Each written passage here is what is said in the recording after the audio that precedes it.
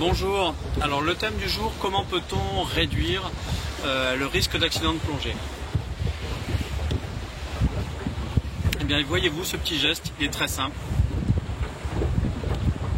C'est un des éléments qui va réduire les risques d'accident de plongée. Tout simplement s'hydrater. S'hydrater, c'est très important. Il y a bien sûr d'autres choses. De toute façon, c'est réduire les facteurs favorisants. Les facteurs favorisants, c'est tout ce qu'on appelle la méforme. Donc méforme, ça veut dire je suis pas en forme, je suis malade, je prends un traitement.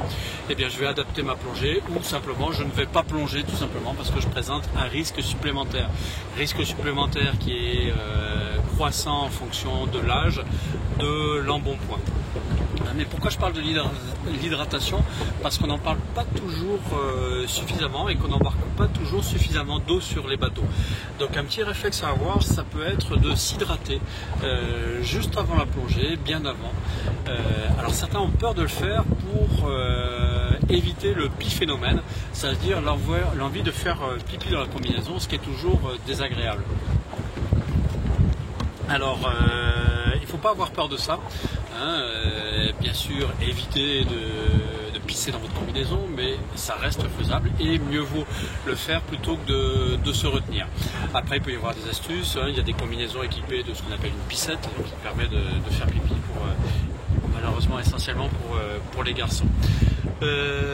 Donc pourquoi faut-il s'hydrater avant de plonger? Tout simplement puisqu'on sait que les accidents de décompression sont liés à des microbules d'azote dites silencieuses qui risquent de s'agréger, créer un bouchon au niveau sanguin, de faire une sorte de caillot sanguin si je simplifie à l'extrême. Et bien plus vous avez de sang, moins il y a de bulles comparativement. Et comment avoir plus de sang? C'est tout simplement en buvant, puisqu'on sait que dès que l'on boit, on augmente le volume sanguin. Alors ça c'est valable dans toutes circonstances, mais particulièrement en plongée, où le sang se recentre au niveau des organes vitaux. C'est d'ailleurs pour ça qu'on a envie de faire pipi sous l'eau, puisque l'organisme dit recentrons, fermons la circulation sanguine périphérique et recentrons au niveau central. Et pour ça, il faut éliminer. Et donc ça passe entre autres par l'urée. Donc un moyen de contrebalancer ça, c'est de s'hydrater tout simplement. Donc s'hydrater, c'est vachement important avant la plongée, après la plongée, pour éviter tout problème de désaturation. Alors bien sûr, faire du sport c'est bon aussi pour se préparer à la plongée, pour avoir une bonne forme physique, mais attention, particulièrement quand on prend de l'âge et qu'on s'habitue à des sports où on va aller faire de la course longue durée et où peu à peu on se déshydrate. Moi j'ai le cas d'un ami récemment qui est très sportif et qui s'est retrouvé très surpris avec les jambes immobilisées après une petite plongée de routine, c'est un habitué et il s'est fait piéger très probablement à cause de la déshydratation. Donc soyez vraiment très vigilants à ça. N'hésitez pas à emporter votre propre bouteille d'eau.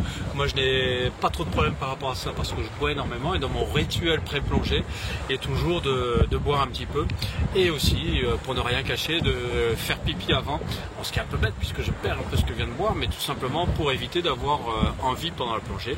Et puis bien sûr ça m'arrive aussi pendant la plongée de faire pipi dans ma combinaison. C'est rare, mais il ne faut pas avoir peur de ça. Voilà, si ce sujet vous a plu, n'hésitez pas à cliquer sur j'aime. Si vous n'a pas plu, cliquez sur j'aime pas. Vous voulez voir d'autres vidéos, abonnez-vous à notre chaîne YouTube Aquadomia One. Si vous voulez voir d'autres sujets abordés, n'hésitez pas, appelez-moi ou passez un petit commentaire sur cette vidéo, un petit mail, un petit post sur Facebook. À bientôt.